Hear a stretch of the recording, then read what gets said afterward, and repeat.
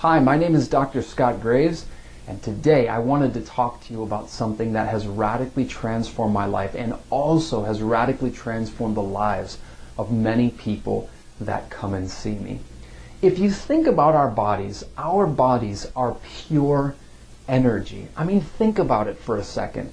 We can test energy, we can manipulate energy, we can change energy, we can make energy stronger, and we can make energy weaker.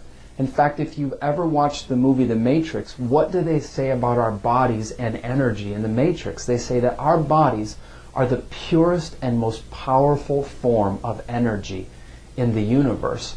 When we do an electrocardiogram, what does an electrocardiogram do? It measures electrical activity in the heart. When you do an electroencephalogram, what are you doing? You're measuring electrical activity in the brain. When somebody's heart stops beating, we take the paddles and we do what? We give them electricity to help the heart to start beating again. Every single solitary cell in our body communicates through electrical signals. We are 100% pure energy. As one being in natural healing and natural medicine, I've always wondered if we could use the energy of the body to be able to communicate and see exactly what the body wants in order to be able to heal itself. And if I had to give criteria for what I would want a tool or a technology to look like, here would be the criteria that I would want. Number one, a tool or technology that I used would have to, number one, be inexpensive. Number two, it would have to be extremely accurate in the results that it gave. Number three, it would have to be 100% natural, meaning no drugs involved. It would have to use natural substances to be able to facilitate healing in the body. Number four, it would have to be something that didn't take a lot of time. Number five, it would have to be able to identify and use the body to know exactly what the body needs and what parts of the body are under the most stress. So it would have to identify which glands and which organs are the weakest or are under the most stress in the body to be able to identify where the body needs the most help. Number six, it would have to be a tool or a technology where one could use 100% natural supplements or whole food supplements to be able to help that particular part of the body to be able to heal. Number seven, it would have to be a tool that helped identify exactly how much of a particular substance that somebody needed in order to be able to heal. A person weighing 100 pounds and another person weighing 200 pounds don't have the same requirements in terms of what they need to facilitate healing. We're all different and we all have different needs. And so a tool that I would want to use would have to be able to identify who got what and in what quantities, because we're all different. And this tool would just have to be powerful, effective, and have lasting results that could be checked. Sounds like if we had a tool like this, it would be the ultimate tool against ill health and to bring people back to health in the body. Does a tool like this sound too good to exist? Sound too good to be true? Well, it's not. The tool that can be used to do this is called nutrition response testing. Nutrition response testing is a very non-invasive, scientific way that helps to identify, number one, where the weakest areas of the body are and where the body needs the most help. Number two, what natural substances can be used to be able to heal those particular parts of the body. And number three, it's also a tool and a technology that helps to identify exactly how much somebody needs to take of a particular substance. Now, what actually heals? Well, I don't heal as the practitioner. I don't heal anybody of anything. This particular technology doesn't heal anybody of anything. The body is what heals itself. And if the body has the right nutrients and the right tools, it can heal itself from just about anything. The job of the practitioner and the job of using this tool is to help be able to identify what those specific needs are. And so nutrition response testing is basically a feedback mechanism tool that we use to identify what the body needs, where the body needs specific healing, and how to be able to bring about that healing. If you can find another technology which helps to identify exact places in the body that are under the most stress and need the most help, which substances can exactly help with those problems, and have it be more cost effective and take less time, I am 100% all ears. But until this time, I haven't found a technology that meets this criteria and has such a profound and powerful impact in the lives of the people that I have seen it touch. Now, what I wanted you to do is I wanted you to picture a very specific health problem in your mind. It could be a specific disease, could be just a health problem that you have, could be something that somebody else has. Picture that in your mind for me right now. For purposes of this video, we're going to go ahead and use heart disease. And what's really, really important about heart disease to know is that there are different causes and many symptoms related to heart disease. But through nutrition response testing, what we've discovered is that anything can cause anything in the body. And so if you picture for me a triangle, and at the top of this triangle you have heart disease. In one corner of the triangle down here, you have nutritional deficiencies, and in the other corner, you have organ dysfunction. Now, what we need to do is we need to figure out exactly why you have heart disease and what's causing the problems to heart disease. So, when we look at a triangle, if I were to pull out one angle of the triangle, what happens to the other angles? They basically fall apart. It affects the other two sides of the triangle. And the same is true in your body for the symptoms that you have and what's going on in your body.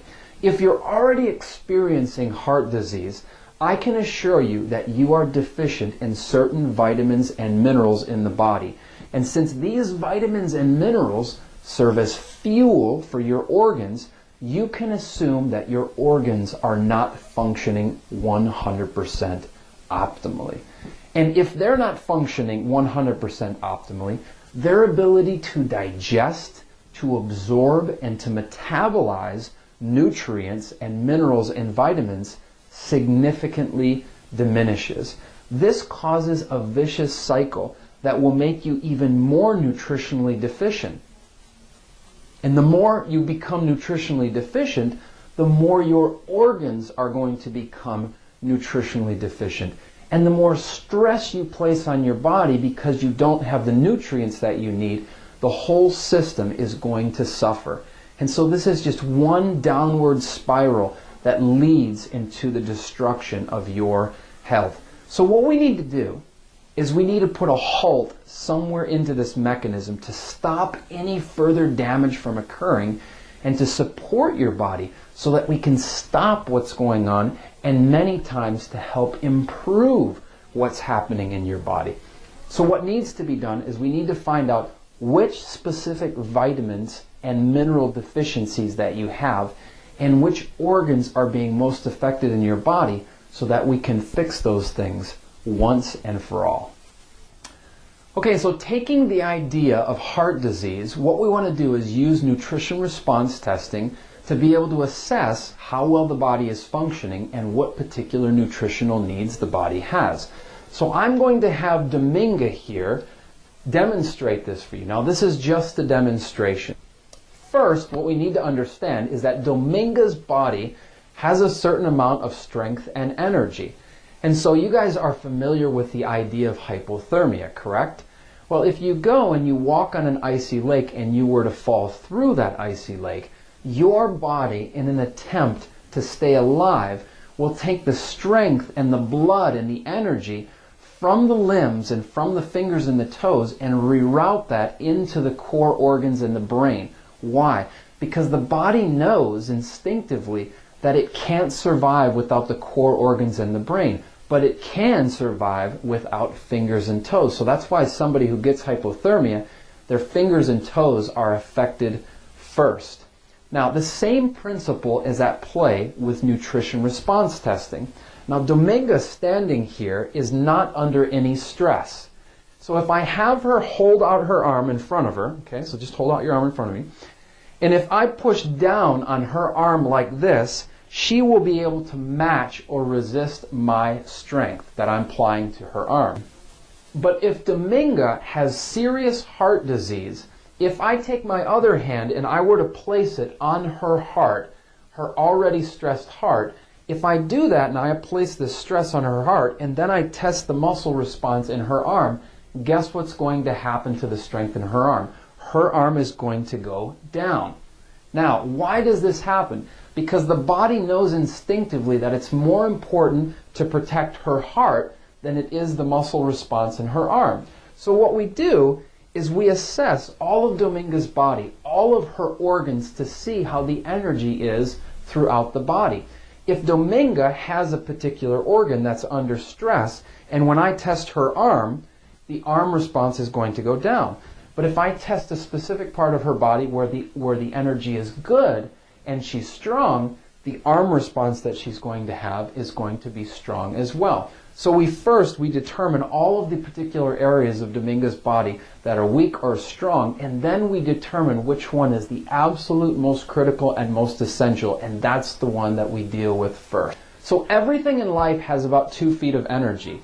Though you may not normally be able to sense it, everything around you has energy. It's kind of like the idea if you were laying in bed next to somebody with your eyes closed, you still would be able to feel the presence of the person that's lying next to you. Well, this same energy is found in food. In each of the bottles that we use, there is energy that extends from the core of the bottle, much in the same way as energy extends from the core of the sun, 93 million miles to the earth.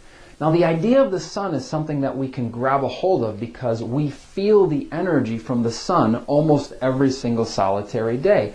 But the example of the energy in this glass bottle is much less obvious because we don't so readily feel the energy that's in this bottle. However, if I place this bottle on Dominga, so if Dominga takes a hold of this, hold it with this hand right there, great. And if she puts this directly onto her body like that, and I have her extend her arm out like this, and then if I place my hand on her heart, if the energy in this bottle is an energy that her heart likes, guess what's going to happen to her arm response? It's going to become strong. If the energy in this bottle is not the energy that her heart likes, her arm response is going to stay weak. Now, this analysis has been tested and has been found to be just as accurate as putting the supplements directly into the mouth. And so be thankful that this discovery was made so that we don't have to put a lot of unpleasant supplements directly into the mouth when testing you. Thank you very much, Dominga, for assisting me.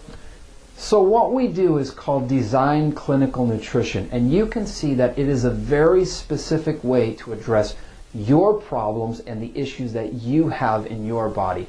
It's not a magic bullet approach or even a cookie cutter approach. No, it's as if we were going to design a tailor-made 3-button suit directly for you. Now, the suit may look very similar, but the inseams are different, the shoulders are different, everything is a little bit different because it's tailor-made directly for you. And so that's why if somebody else has the same problem that you do, the program nutritionally is going to look different because you are you and your needs and your problems are specific to you. That's the beauty of nutrition response testing and designing a clinical nutrition program.